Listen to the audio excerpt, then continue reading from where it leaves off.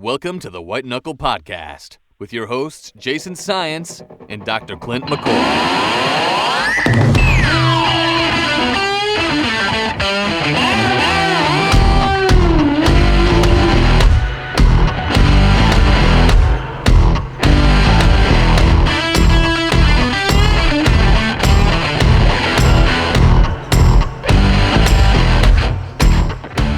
Hey, what's up, everybody? Welcome back to the White Knuckle Podcast. Today is episode number, I don't really know what to call it because we're not even sure how this is all going to work out, but I have joined with me to my immediate left a longtime friend of mine, Dan Katsma, and of course, the world-famous Dr. Clint McCoy on the other line. Gentlemen, how's it going? Great. This is Dan's. What's up, guys? This is Dan's debut on the world stage. It's pretty exciting stuff. Hey, what's up with you, Clint? It's go time, man. It is. After him, yeah. Let's talk about go time. What? First of all, tell me what the weather's like for you right now.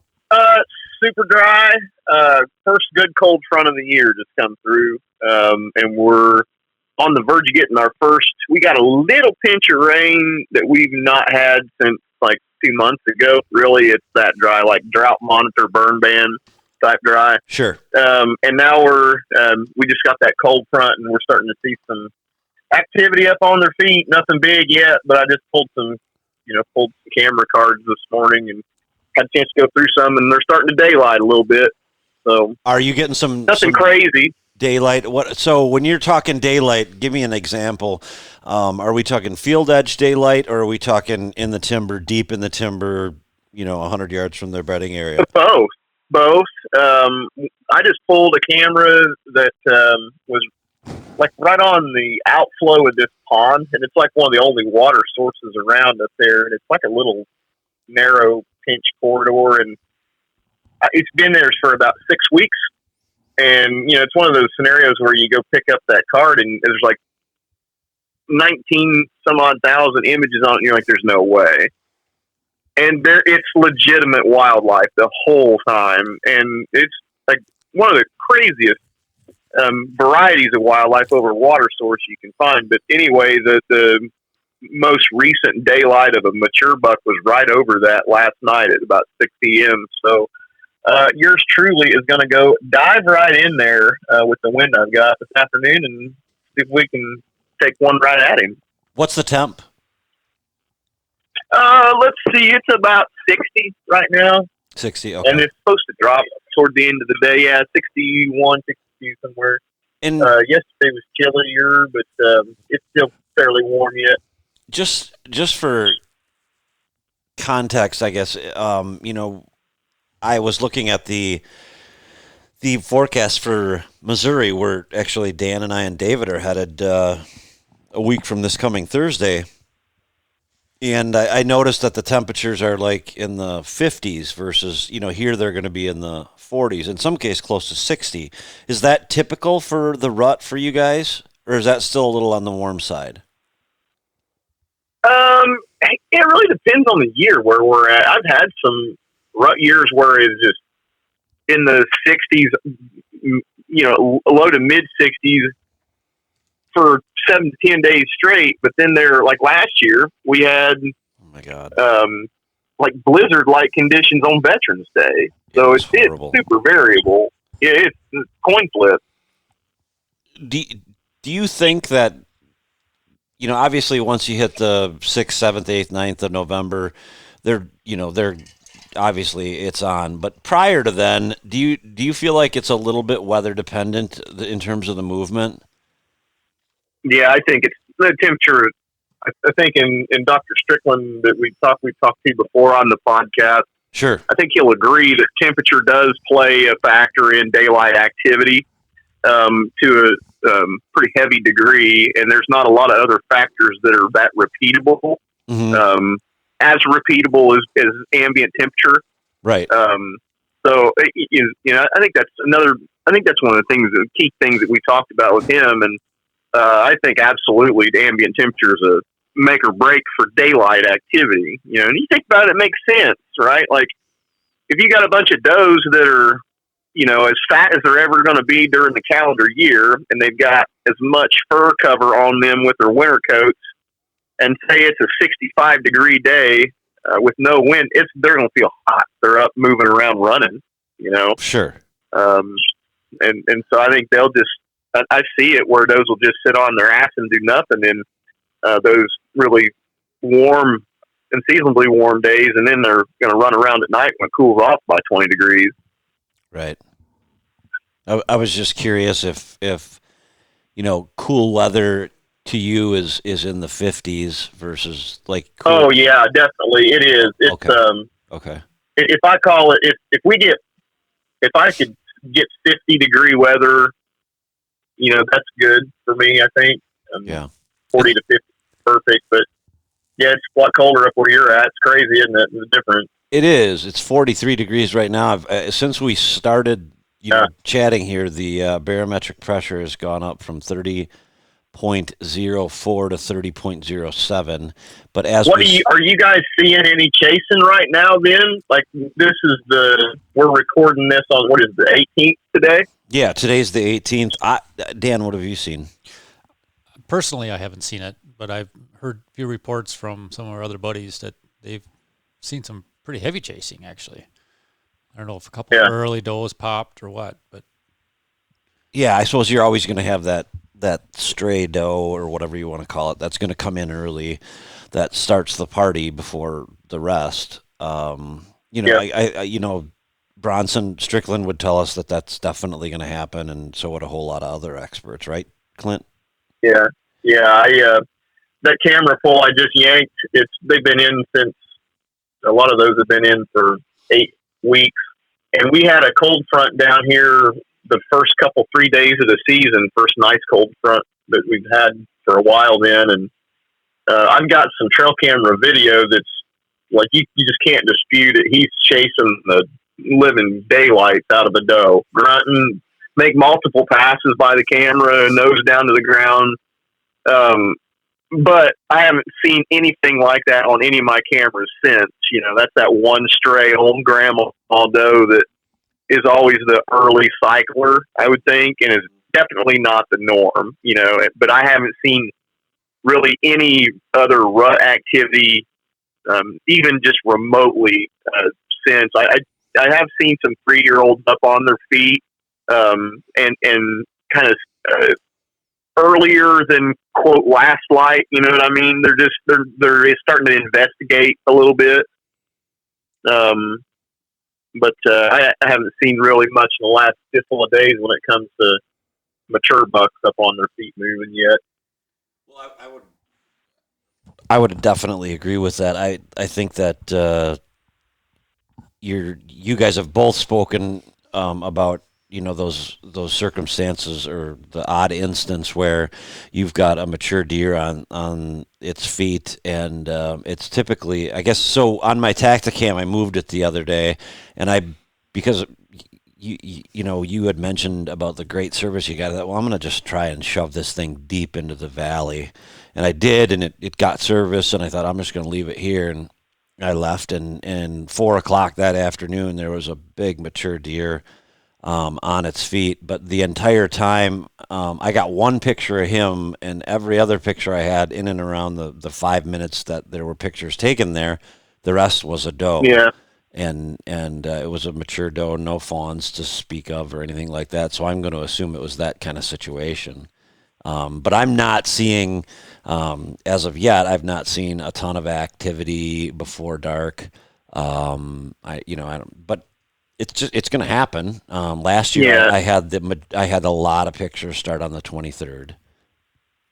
Yeah, and I think there's some guys that have been knocking them down, but if you look kind of at the weather patterns and when a lot of success was had, especially this time of year in October for us, with us being ambiently fairly warm. Sure. When the first cold front hits for us, we really need to try and be there. It's that important. Right. And we've had basically two. We've had one around opening weekend of archery, and then we're having one right now, and it's you're definitely you're going to see some daylight. I had some good encounters last night. Nothing major, but does up on their feet. We were in the timber crowding, trying to crowd a buck down where I think a buck might bed, but I saw a lot of does up on their feet, hour and a half before at the end of daylight. So those are starting to move a little bit in daylight, and so will the big guys at some point in time.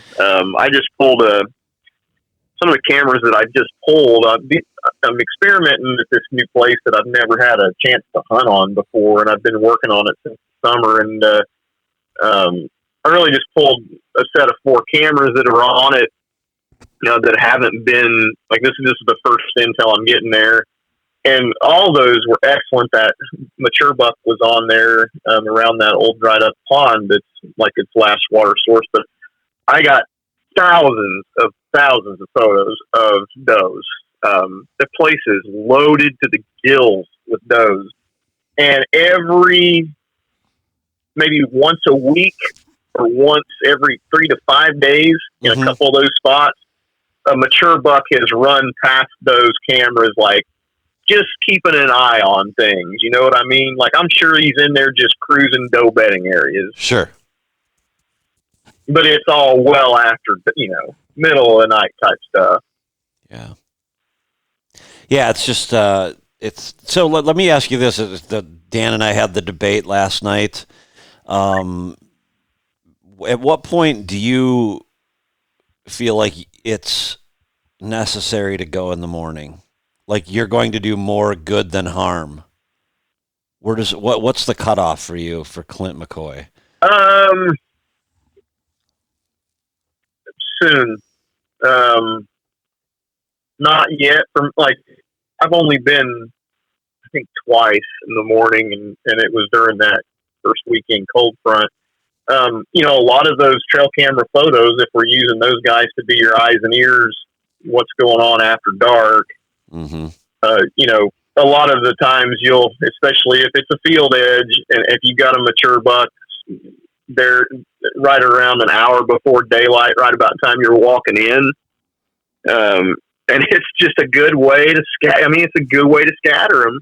Mm-hmm. Unless you've got a way, and the times that I have hunted in the morning are times where I've been able to get into a ditch or drainage or a creek basin and come in deep underneath them, sure, without blowing them off field edges and trying to intercept them back into their bed. Right. And that has worked real well for me in the past, regardless of really time of year. It's just a matter of can you get in and out without tearing it up. Yeah, and all of you've been out there. All of my stuff is top access, and yeah, it's tricky. It is. I'm just I'm here. I'm ready to go. It's just that I don't want to do more harm than good. So we were talking about that last night as we were just hanging out watching some football on TV and I'll tell you when I start to make that transition is for the last maybe 6 or 7 years, I've started checking my trail cameras at night. I know it sounds backwards, but in the summertime, I try to go in the middle of the day when it's hotter than hell to get those cameras. But during the season, I just feel like when are people more in the timber during the months of October and November? They're in it during daylight hours, and I just want to be the opposite of that. I want to go out and grab those cameras in the dark.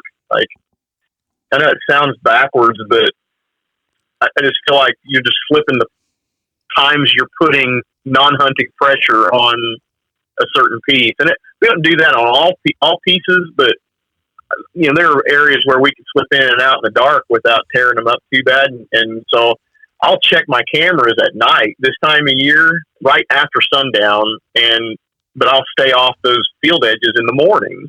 Okay. Because that's when I see a bunch of mature bucks. About the time you're fixing to hike into some of those tops, Jason, that you hunt on. Yep. Man, it would be it would be so hard where you're at there to get in the morning without tearing it to pieces.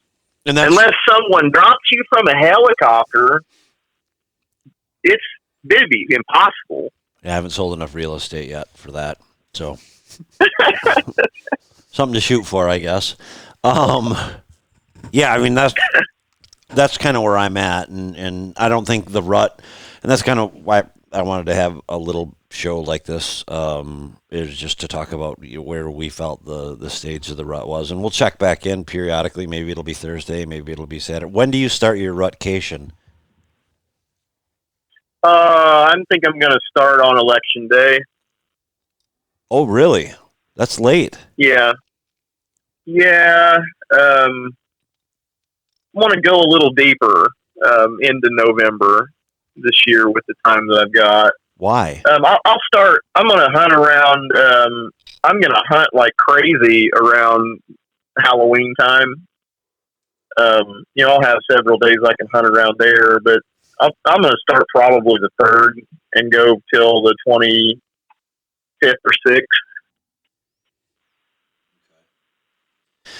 Why? I mean, I thought last year you were off the last week of October. Why are you giving up that? It's too hot some days. There are some times where it's the 25th of Halloween, it's 74, or 25th of October, it's 74, and Halloween, it's 70. It gets, you can definitely make a case for going right before, but I haven't had a lot of luck over the years in October period here. I just really haven't. I'm just basing my opinion on all the trail camera pictures I got last year from the 23rd through the, let's call it the 6th of November. And that's when I had the... Yeah, and I wouldn't doubt you guys seem like your annual scout, whitetail movement calendar is ahead of mine by a couple of weeks because I think the temperature difference. Now, I'm maybe speaking out of turn there because it's all dictated by day length. Right. It's all dictated by day length. But I think temperature difference-wise down here, my daylight activity numbers are going to be better when it's colder. Like you guys get super cold right now or can. Mm-hmm. Yeah. And last year you got it's crazy difference. Right. Definitely. And then I think that was a detriment at times. Yeah, maybe. I will agree. I remember having that first conversation with you about it. I hate the snow, and we're down here. We're like, man, we'd kill to have some snow. And you're like, no, not like we get. Right. That was. You'd want to send that shit back. Right. That was shitty. Hard hunting, and I think it affected the deer. Also, I think to a degree. It's fine if we get, an inch or something overnight one night. That's always cool. We've all shot good deer on a few of those days, but to have it again and again and again and again and again like we did last year, it sucked. Let me just switch gears really quick on you and ask you guys real quick what you think.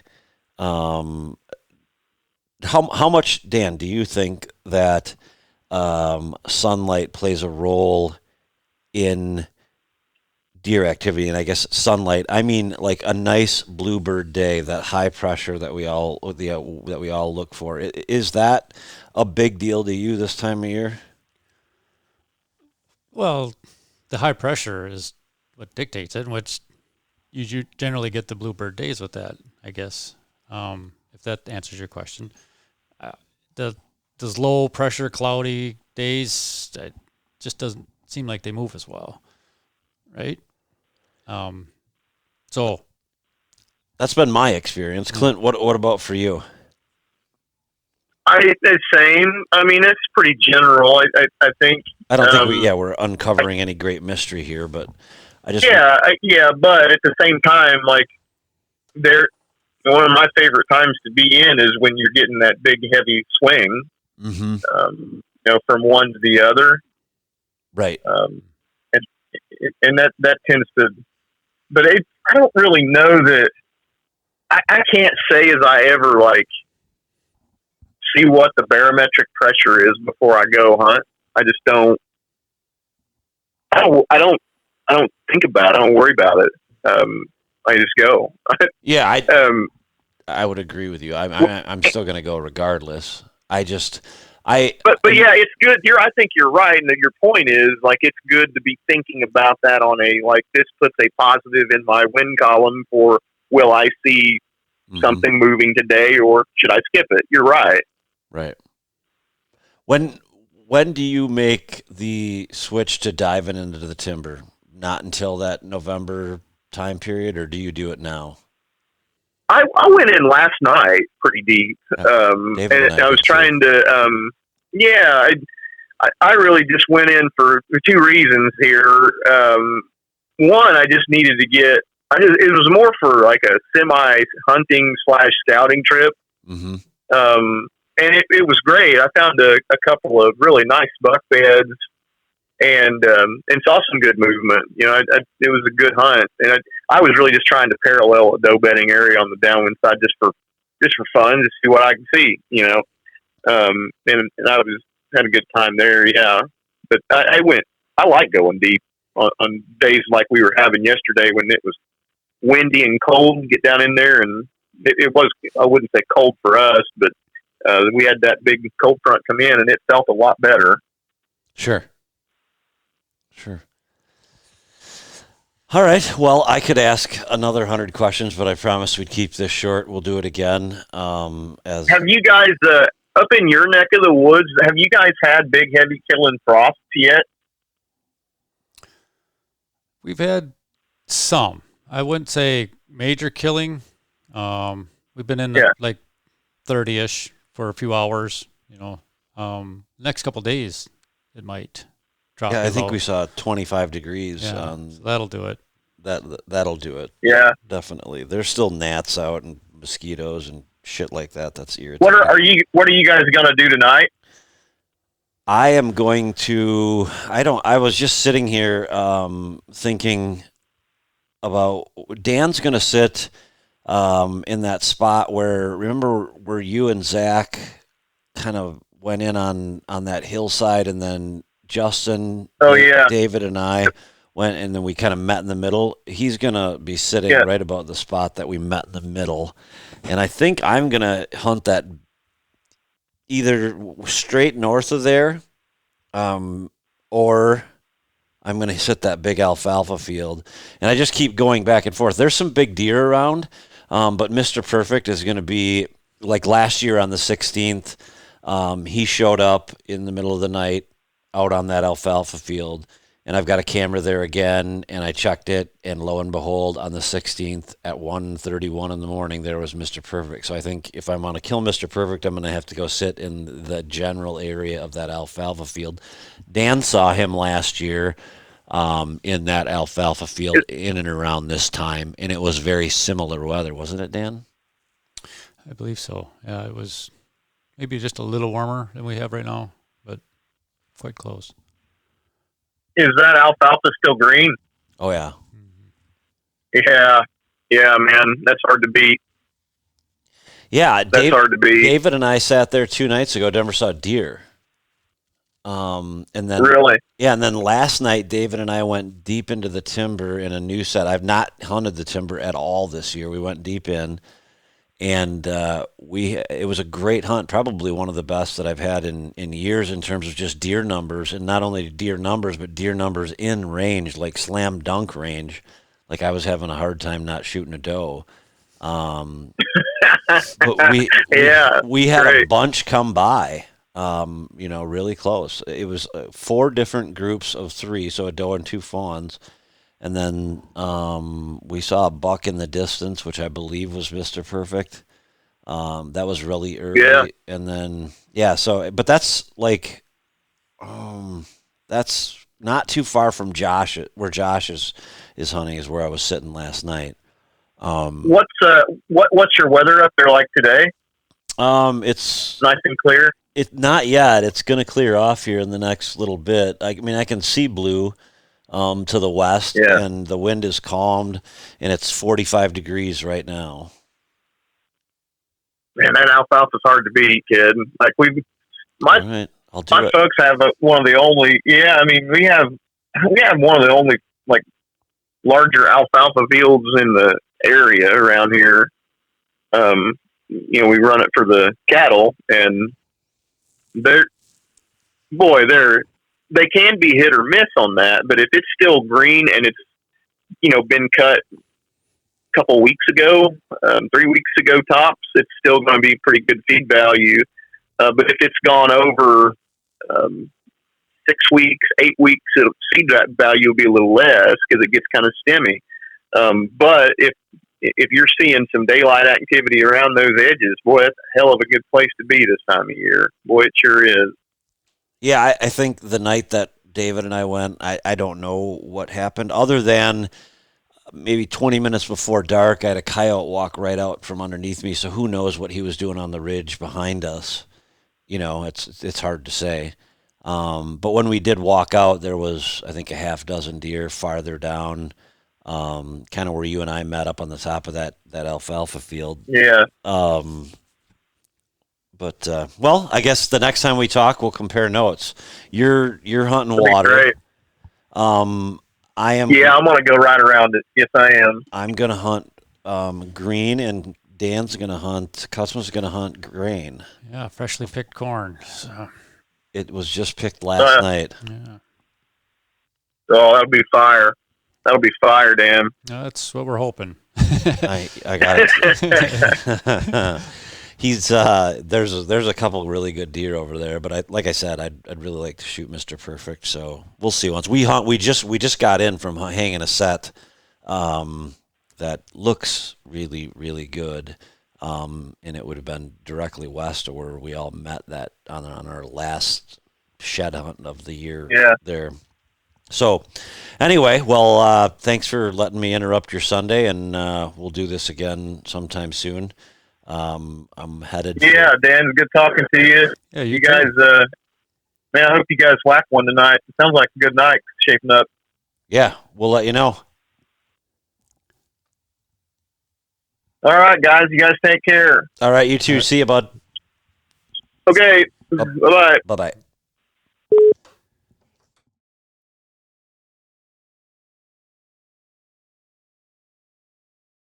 Well, there you have it, another episode of the White Knuckle Podcast. We hope you enjoyed picked up a few nuggets of information along the way that you can use down the road. I want to take just a second and thank our partner in this endeavor, and that is UC Hunting Properties. Without them, this couldn't be possible. You guys all know that I work with UC Hunting Properties, and they're actually nationwide. I would encourage you, for any of your property needs, go to www.uchuntingproperties.com. Thanks for listening. Jason out.